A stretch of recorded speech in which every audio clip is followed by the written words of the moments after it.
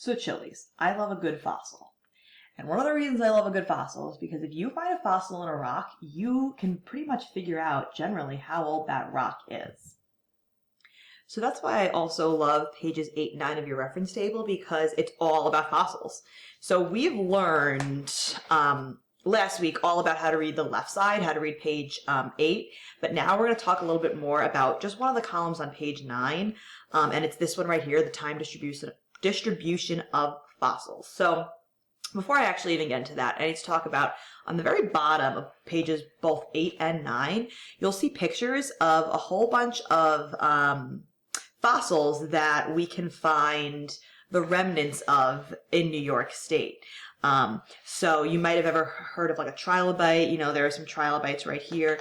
You've most likely, if you've ever found a fossil in New York State, it was most likely probably one of these guys over here, which are called brachiopods. Those are super common in New York State. We have a lot of those guys.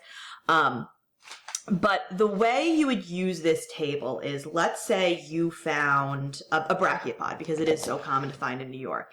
A lot of the brachiopods might look like this guy right here. So if you found a rock with this fossil in it, you could come to page 8 and 9 of your reference table. And the first thing you could figure out is the name. So it tells you right underneath it, the name of it is a mucrospirifer. And then you could use this to figure out, well, when is this rock from? When did this fossil live?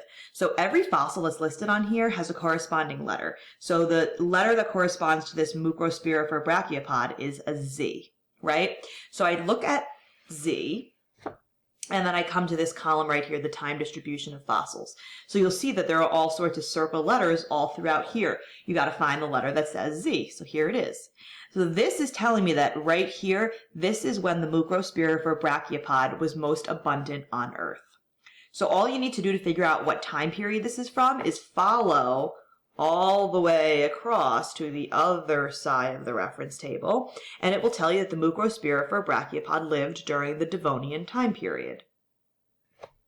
So let's do another one, for example. Another fossil you might find a lot of in New York State is a trilobite. So let's say you find, I don't know, I don't even know how to say that. Elliptocephala. Let's just go with that. So that's the name of it. It's the Elliptocephala, and it's indicated by letter A. So again, I go to my time distribution of fossils. I go to this column right here, and I look for A. Oh, this is an interesting one because A is all the way down here. So this is actually the oldest fossil of all the fossils listed on this page. If I follow A across to the other side, I will see that, oh, A, or the Elliptocephala trilobite, lived during the Cambrian time period. If I want to know the years, I just want to remind you guys that the years are listed right over here. So this fossil appeared somewhere from 542 million years ago to 488 million years ago. So this is an old fossil. If you find a rock with fossil A in it, you know that that rock is old. Something else I want to point out is... Sorry, I just lost my train of thought because my husband walked in.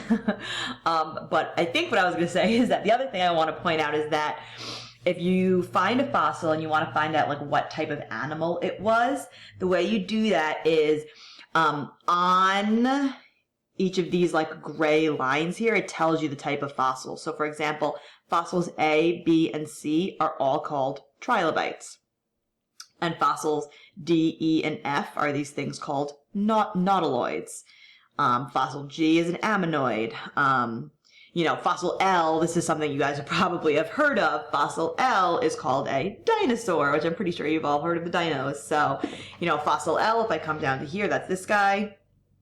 I don't even know how to say this. Silophysis. I don't know. I'm bad with these names. But fossil L, this guy, it's a dino. I come right here to fossil L. I see it's a dino. If I want to know when fossil L existed, I bring it all the way over and I'm like, oh my gosh, fossil L existed during the Triassic period. The other thing I need to point out about these gray lines is that they show when that type of animal first appeared on Earth and when that animal disappeared from Earth. So as we know, the dinos do not currently live on Earth anymore. They disappeared here. If I follow that over, that's right here between the Cretaceous and the Paleogene. That's when the dinosaurs went extinct from the Earth and we currently don't have them anymore.